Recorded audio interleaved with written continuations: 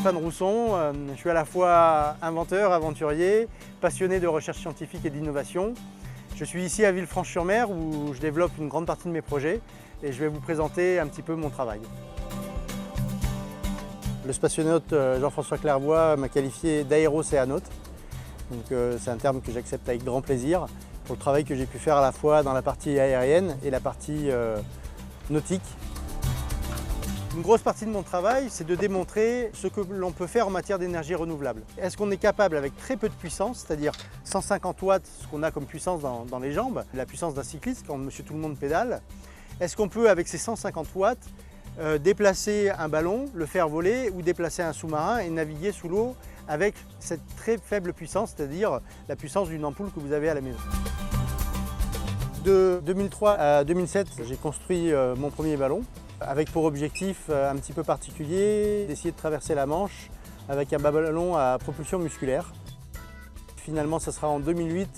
J'ai effectué 2 tentatives. Dans la seconde tentative, j'ai fait 36 km, 8 heures de pédalage et j'ai dû échouer à quelques kilomètres des côtes françaises suite à un vent qui, après 8 heures, s'était mis à tourner et m'amenait dans le sens contraire sur lequel j'avais plus assez de puissance au niveau des jambes pour aller contrer tout ça et terminer ma route. Le projet du sous-marin, le projet Scupster, on l'a développé ici dans mon petit local. Alors, le lien il est assez simple, c'est qu'un ballon dirigeable c'est essentiellement de la poussée d'Archimède et le sous-marin c'est de la poussée d'Archimède aussi. Et j'avais qu'un pas à faire entre le travail que je menais en ballon, la technique qui avait été mise au point sur le ballon à pédale, de pouvoir la retranscrire dans le milieu maritime. Et on a fait les premières plongées dans cette magnifique rade entre Villefranche et c'était particulièrement sur la petite plage qu'on voit là-bas en face, à la Paloma, à Saint-Jean-Cap-Ferrat.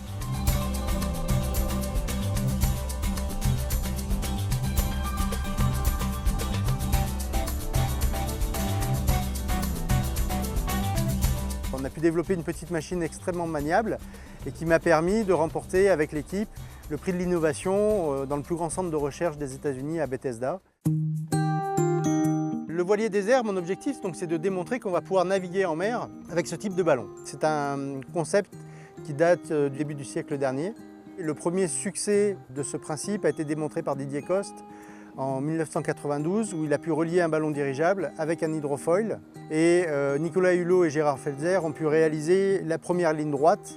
Et entre 2007 et 2011, avec 2 autres collègues architectes navals, on est arrivé à sortir la solution pour trouver le mécanisme qui allait nous permettre de naviguer. Donc le mot naviguer, c'est de pouvoir choisir sa route en fonction du vent. C'est-à-dire de pouvoir aller à droite, à gauche, remonter ou redescendre par rapport au vent. Ceci est simplement la même chose qu'un voilier. Nous avons la dérive, le câble, on peut être assimilé au mât du voilier, et le ballon qui peut être la voile du voilier. Une fois qu'on va avoir le vent qui va venir sur le ballon, on va naviguer comme un voilier. Là, je vais faire du travers, je vais remonter au vent, je bascule, je fais mon virement de bord et je descends. Et donc, à partir du moment où on arrivait à trouver ce concept-là, on allait ouvrir une nouvelle voie de système de navigation pour les ballons sur le vol maritime.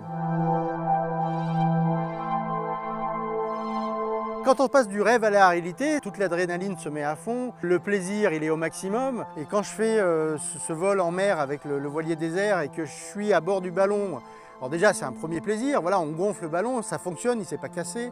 On monte à bord, tout va bien, on arrive à l'équilibrer, on équilibre une bulle de gaz. Et à partir du moment où on commence à naviguer, et là on a le 100% de plaisir. Ce sont des moments purement personnels pour le coup, qu'on essaye de faire partager au grand public via des images et via des photos.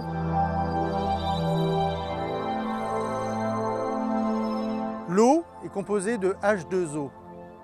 C'est-à-dire qu'on a de l'hydrogène en très très grande quantité sur Terre. On va pouvoir utiliser cet hydrogène dans une pile à combustible et ça va nous donner de l'électricité. La production de cette énergie électrique a comme pour déchet de reconstituer de l'eau. C'est l'énergie la plus renouvelable et la plus parfaite qu'on puisse avoir et il faut encourager la recherche d'aller dans la direction du travail sur l'hydrogène. La première application qu'on va pouvoir développer, ça va être une application passager de croisière.